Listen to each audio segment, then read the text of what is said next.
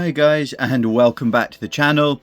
We're just going to get straight into things today because we have quite a lot to get through. The BattleTech ForcePacks are basically what you add in after you've picked up your starter boxes. So they would be, I guess, the equivalent of a squad pack in 40k. So you buy your box of tactical marines to go with your starter box and expand your force. However, they are quite good value in and of themselves, the force packs. Each one is almost a self-contained army, with them coming in 3 varieties. You get lance packs, which contain 4 different mechs. Now this is the urban mech lance, which kind of comes with 4 urban mechs, but usually you get 4 different types. You get the star packs, which contain 5, and they are usually to do with the clans, so you'll have clan mechs in there. And then finally you have the level 2 packs, and they are for Comstar, who are basically BattleTech's equivalent to the phone company. The different numbers of mechs that you get in them are basically to do with the in-universe force organization. The Inner Sphere guys have 4 mechs in a lance. The clans use 5, and they call their formation a star. And then level 2s contain 6 mechs, and they are pretty much exclusive to Comstar. That doesn't mean that these mechs can't be, or these packs, sorry, can't be bought and then broken up and move the mechs around into different formations. They don't have to be used together, but generally, if you're using the different rules for the different formations that you get in the campaign book, these will help you build those different formations. We are going to have a look at the urban mech avalanche under my feet. We're going to have a look at the Comstar command box today, for no other reason than this contains some of my favorite mechs. So inside, you don't get quite as much as the you do in the starter boxes, but they are priced accordingly. These force packs, depending on which one you get, tend to cost between sort of £20 and £35. I've seen them as low as kind of £15-16 in a few places. Now, this is the reason really that I got this. This is my favourite mech. The King Crab. It's a pretty nice sculpt, not really any mold lines, just a little bit to tidy up there.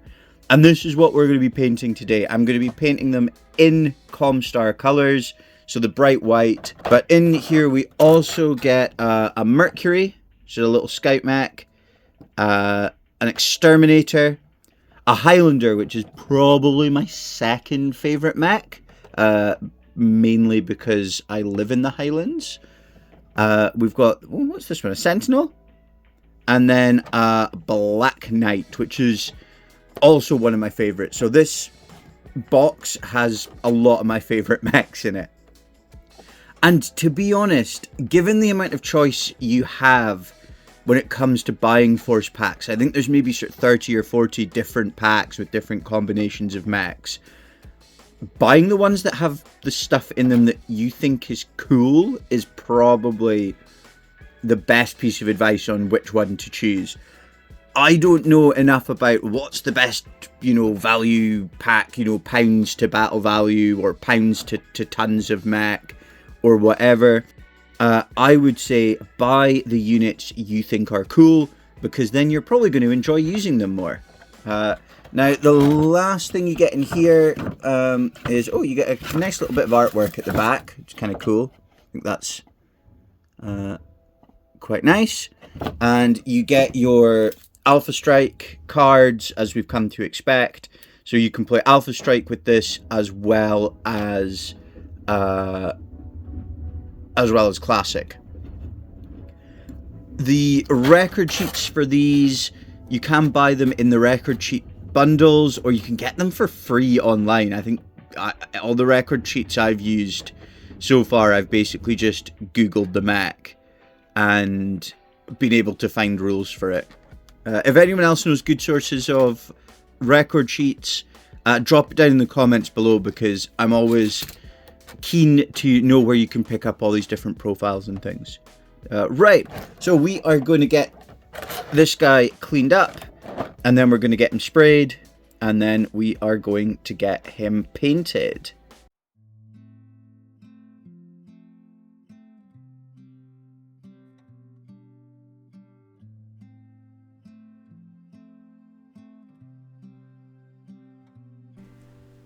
Cleanup was pretty minimal. I've definitely noticed that the later force packs and the later boxes from Catalyst games have a much higher quality plastic than the Game of Armored Combat box.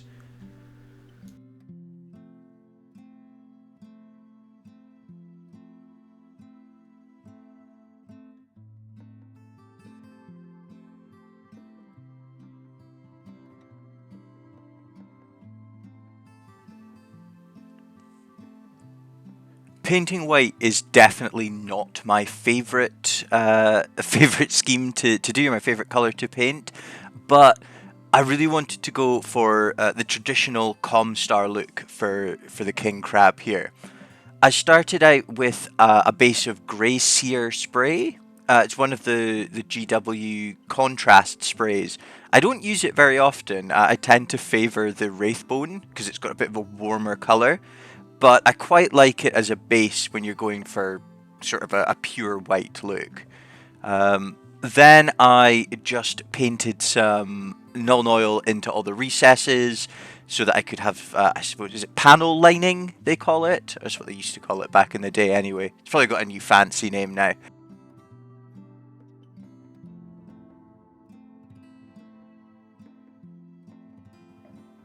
Once I was finished with the rather tedious process of painting all those recessed lines, I initially started highlighting up the white. That lasted all of about 5 minutes before I got bored. And I realised that, like most of my other colour schemes, I wanted a kind of battered, war-torn, ravaged look for this mech, rather than crisp and clean edge highlighting. So I gave up with the edge highlighting, and I just started dry brushing it in white. I left where I had already put the highlights in, because they were already on the most perhaps prominent parts of the mech, and it just made it look a little bit more like it was catching the light. But the rest of it was just, you know, dry brush with the Vallejo Pure White, I think it's called.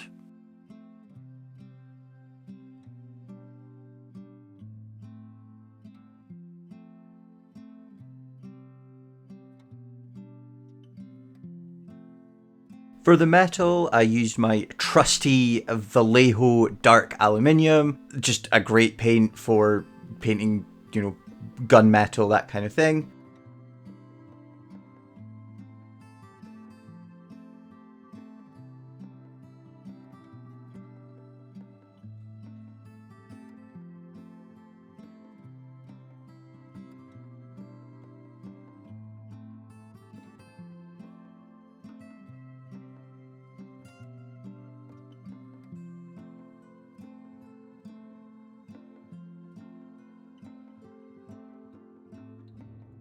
I then picked out some of the panels in red. I felt that it just needed a spot colour, and a lot of the schemes I'd seen online for Comstar had the, you know, a couple of panels or some designs in red. I thought it looked really cool. And then I painted the big visor, windshield, wind screen window thing, said wind a lot there, in Tesseract Glow. Just, again, to break up the white a little bit and to add a little bit of variety.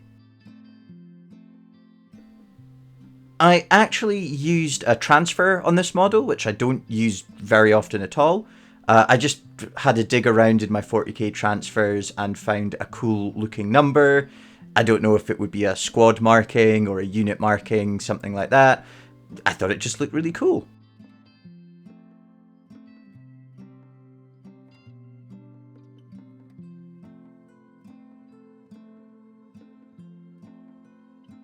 Then it was just a matter of sponging on some Rhinox hide just for a little bit of weathering and rust. Wanted this guy to look like he'd been out on patrol, out battling for a little while, rather than that, you know, parade ground look. All in all, I really love the Comstar Force Packs, but if I had to recommend what Force Pack you should buy as a new player, honestly, have a look at the mechs that you think are cool and buy those.